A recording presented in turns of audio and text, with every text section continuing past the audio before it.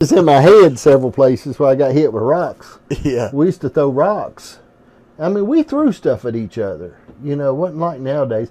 I was trying to explain that to my grandson. I said about when you make a good snowball, you put a rock in it.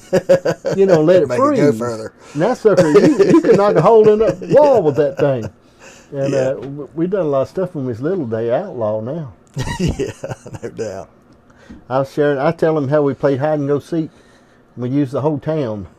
You know, we'd hide places and do stuff and play kick the can. He'd know what the heck that was. What are you talking about, you kick a can? He said, it sounds like you're playing tag with a can. I said, well, it is. Yeah, exactly. Yeah, then I had to explain spin the bottle to him. Yeah. He didn't understand what that was at all. He said, what if it lands between two girls? I said, you just kiss them both. I said, well, you think about things that you done growing up, but there's no way you'd say, I ain't going to let them kids do that. Yeah. You know, I can't imagine my grandson leaving the house and going to the mountains. Oh, yeah. And coming back when it starts getting dark. Right. Ain't no way. Yeah, I know. You'd have one of them Apple tags on him.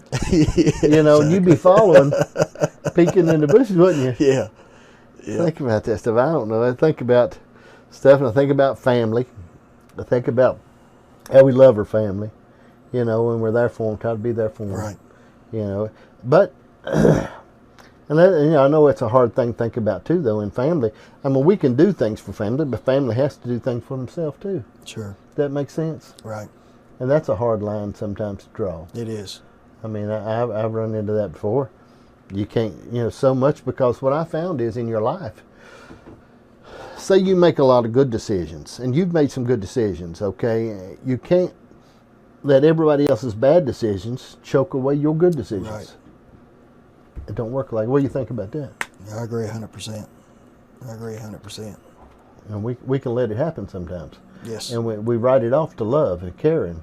But I think sometimes we got to know that we have to do some things, you know, like being mad at your wife because somebody else can't get along with hers. Yeah. You know what I mean? Right. You know, you got to sort of, I talked to a lot of people about minding your own business. Yeah. I said, the more your business you mind, the more your business you'll get done. Right. But when you start sticking your nose in everybody else's, it's when you sort of lose track of your own, don't you? Yeah. That's exactly right. I run into that sometimes. Well, let's talk about this. Talk about health. How are you? Are you healthy? Are you taking a handful of drugs every morning? Well, blood pressure, sugar. Yeah. Health is not as good as what I would like it to be, but Okay. I have a aortic aneurysm Mm-hmm. right at my heart, Mm-hmm. and it's not big enough yet to where they have to do a procedure on it. Okay. So they're watching that to make sure that that stays under control, and that's what the doctor told me to take care of myself as far as stress goes, and that I'm still trying to figure that out. I'm like, I got my family, I got church, and I got my job. Which one can you eliminate? But anyway, so yes, I do have some health problems. But what about blood pressure?